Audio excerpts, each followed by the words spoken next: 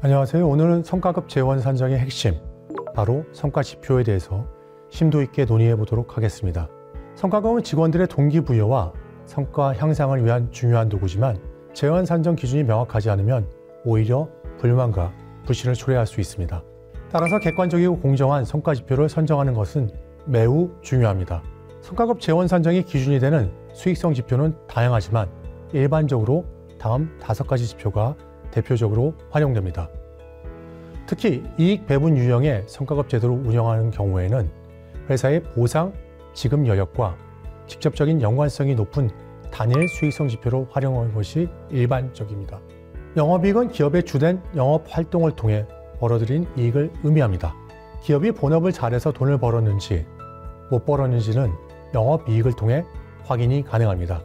영업이익은 매출 총이익에서 판관비를 뺀 수치입니다. 회사의 수익성과 직접적으로 연결되는 지표이므로 성과 연계성이 매우 우수하다는 장점이 있습니다.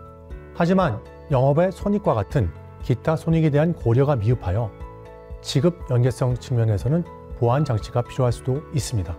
예를 들어 영업외적인 요인으로 인해 영업이익이 크게 변동하는 경우에 성과급 지급에 대한 예측 가능성이 떨어질 수도 있습니다.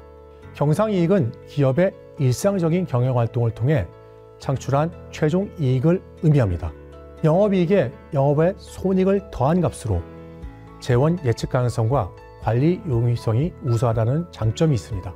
하지만 영업의 손익이 반영되어 있어 회사의 주된 영업활동 성과와 직접적인 연관성이 다소 떨어진다는 단점이 있습니다. 당기순이익은 모든 수익과 비용을 고려하여 계산한 최종 이익을 의미합니다. 즉, 법인세 비용까지 제외하고 난 뒤에 이익이라고 볼 수 있습니다. 재원에 대한 예측 가능성과 회사의 지급 여력과의 연계성이 매우 우수하다는 장점이 있습니다. 하지만 회사의 본업과는 무관한 손익까지 반영되어 있어 성과 연계성이 미흡하다는 단점도 있습니다. 예를 들어 부동산 매각과 같은 일시적인 이익이 발생한 경우 단기 순이익이 크게 증가할 수 있지만 이는 직원들의 노력과는 직접적인 관련이 없을 수 있습니다. 에비타는 기업의 현금 창출 능력을 직관적으로 보여주는 지표로 이자, 세금, 감가상각비, 무형자산상각비, 차감전 이익을 의미합니다. 기업 간 재무 성과를 비교할 때 굉장히 유용합니다. 특히 서로 다른 회계 기준이나 세제 정책을 가진 기업들 간의 비교 시에 효과적입니다. 하지만 산출 방식이나 기준의 변동성이 커서 관리 및 이해 용이성이 떨어진다는 단점도 존재합니다. 특히 회계 지식이 부족한 직원들은 에비타를 이해하는 데 어려움을 겪을 수 있습니다. EVA는 기업의 영업활동을 통해 창출한 순가치의 증가분을 의미합니다. 지급 여력보다는 기업 가치 창출에 보다 초점이 맞춰져 있다는 것이 특징입니다. 일반적으로 EVA가 플러스면 가치 있는 사업으로 판단되는데 기존 사업 및 신규 사업에 대한 사업성 검토와 투자 여부 결정 등 사업 구조 조정 의사결정을 할 때 EVA가 주로 사용됩니다. 하지만 자본, 비용 설정 등의 변동 가능성으로 인해서 구성원들의 수용도 및 이해도가 낮다는 단점이 있습니다.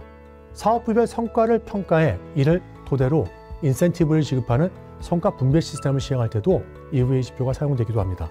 다만 성과급 지급 기준으로 활용하기에는 다소 어려운 측면이 있을 수도 있습니다. 각 성과지표의 장단점이 뚜렷하므로 회사의 특성과 목표에 맞는 지표를 신중하게 선택해야 합니다. 예를 들어 단기적인 성과 향상에 집중하고 싶다면 영업이익을, 장기적인 기업 가치 창출에 집중하고 싶다면 EVA를 활용하는 것이 좋습니다. 또한 직원들의 이해도를 높이기 위한 성과 지표 선정 이유와 계산 방식을 투명적으로 공개하고 지속적인 커뮤니케이션을 통해서 공감대를 형성하는 것이 무엇보다 중요합니다. 성과급 재원 산정 결정 기준에는 전사 이익을 기준으로 한 탑다운 방식의 재원 산정 및 조직 및 개인별 성과에 따른 성과급의 기준 기금률과 조직별 재원을 도출하는 바름업 방식이 존재합니다. 탑다운 방식의 전사의 이익에 따라 성과급의 총 재원을 설정한 후에 이를 기준으로 조직 또는 개인별 성과에 따라서 차등 분배하는 방식입니다. 마치 큰 파일을 먼저 정해놓고 각 조각의 크기를 나누는 것과 같습니다. 이 방식의 가장 큰 장점은 전사적 재원이 우선적으로 설정되므로 총 재원 부담에 대한 예측이 가능하다는 것입니다. 재무적인 안정성을 확보하고 예산 관리를 효율적으로 할 수 있습니다. 또한 전사수익 창출이라는 공동의 목표를 강조함으로써 조직 간 시너지 효과를 극대화할 수 있습니다. 예를 들어서 영업부서와 마케팅 부서가 협력하여 매출을 증대시킨 경우 전사 이익이 증가하여 이는 전체 성과급 재원으로 증가로 이루어지기 때문에 모든 구성원들에게 혜택으로 돌아갈 수 있습니다. 하지만 탑다운 방식은 개인별 지급률에 대한 보상 가시성이 부족해서 구성원들의 수용성이 저하될 수 있다는 단점도 존재합니다. 개인이 아무리 뛰어난 성과를 달성하더라도 전사 이익이 감소하면 성과급을 적게 받거나 아예 받지 못할 수도 있기 때문입니다. 또한 전사 성과를 기준으로 재원을 산정하기 때문에 조직 및 개인의 공헌도가 제대로 반영되지 못할 수 있는 한계점도 여전히 존재하고 있습니다. 바름업 방식은 조직 및 개인별 성과에 따라 성과급 기준 지급률을 먼저 선정하고 이를 바탕으로 조직별 재원을 도출하는 방식입니다. 마치 각자 작은 파일을 만들고 그 크기를 합쳐서 전체 파이의 크기를 결정하는 것과 같습니다. 이 방식의 가장 큰 장점은 직원들의 관점에서 보상 가치성을 확보할 수 있다는 것입니다. 개인의 노력과 성과급에 직접적으로 반영되는 동기부여 효과가 굉장히 높다고 볼 수 있습니다. 또한 조직 수익 창출을 위한 조직 및 개인별 성과 창출을 극대화할 수도 있습니다.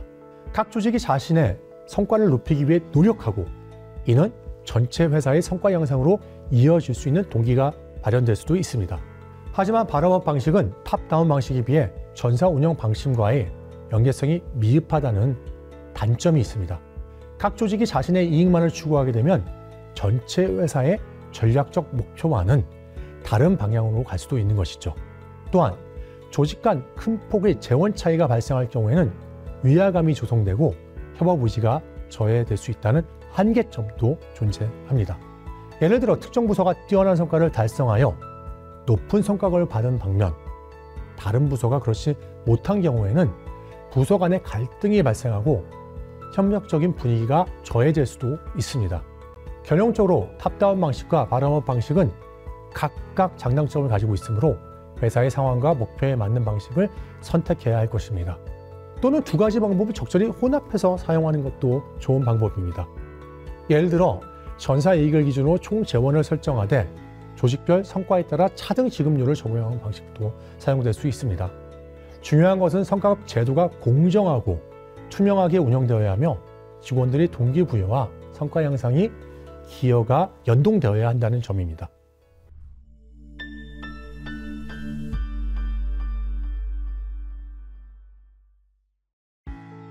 성과급 재원 배분 방식은 배분 기준에 따라서 세 가지 유형이 존재합니다. 성과급 재원 배분 방식은 직원들의 동기부여와도 직결되는 중요한 문제이니까 기업은 이에 신중하게 결정해야 할 것입니다. 첫 번째 배분 유형은 균등 분할 방식입니다. 이는 조직이나 개인의 성과에 따른 차등 없이 동일한 규모로 배분하는 것을 의미합니다. 이익 배분 유형을 운영할 경우에는 집단 성과를 공유한다는 제도의 취지에 고려하여 N 분할 방식으로 재원 배분을 통해 차등을 두지 않는 것이 일반적인 원칙입니다.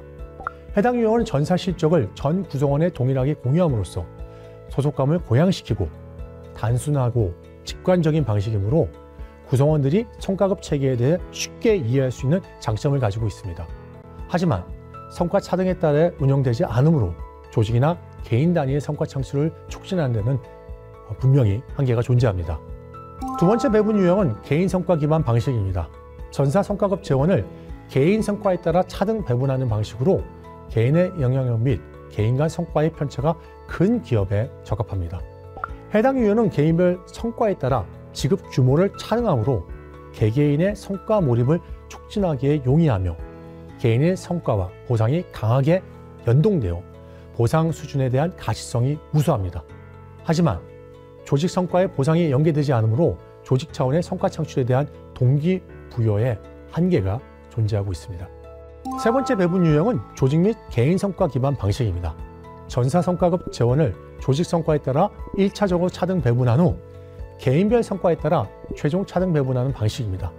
해당 유형은 성과 관리 체계가 안정적으로 구축된 기업에 적합하고 조직 및 개인 성과의 체계적인 연계를 통해서 보상의 합리성을 확보할 수 있으며 구성원에게 성과 중심 기조에 대한 명확한 메시지를 전달하는 것이 가능합니다. 하지만 조직 성과에 따라 성과급 재원을 우선적으로 배분함으로 개인 성과와 보상 간의 직접적인 연계에 한계가 존재하여 구성원의 보상 예측 가능성이 저하될 우려가 있습니다. 성과 기반 보상 차등에 대한 지향 방향과 성과급 제도의 운영 용이성을 고려했을 때 개인 성과에 따라 재원을 차등 배분하는 방식을 공부합니다. 다만 기업의 성과관리 체계에 대한 안정화 수준과 조직 문화 및 인사처가를 고려하여 가장 적절한 방법을 선택할 수도 있을 것입니다. 이제부터 성과급 재원을 어떻게 차등하여 배분할 것인지, 즉 성과급 재원 배분 차등 방식에 대해서 자세하게 알아보도록 하겠습니다. 성과급 제도의 핵심은 성과에 따라 보상을 차등화하여 직원들의 동기를 부여하고 성과 향상을 유도하는 데 있습니다. 따라서 효과적인 차등 방식을 고려하는 것이 가장 중요한 사항입니다. 기존의 재량적 성과급 운영 방식에서 탈피하려는 대상 기업의 선호를 고려해 배수 방식 또는 가감 방식을 권고하는 바이며 기업별 성과주의 지향 수준에 따라 적합한 방식을 선택할 수 있습니다. 각 방식에 대해서 자세하게 살펴보도록 하겠습니다. 배수 방식은 기준 지급률에 조직 또는 개인 평가 등급에 따른 차등 배수를 적용하는 방식입니다. 예를 들어 기준 지급률이 100%이고 최고 등급이 S등급의 2배의 배수를 적용하면 S등급의 직원은 200%의 성과급을 받는 방식입니다. 이 방식은 보상 차등의 극대화를 통해서 성과 창출 동기부여가 가능하고 고성과 달성 시에 그에 걸맞는 충분한 보상 수준 향상이 가능하다는 장점이 있습니다.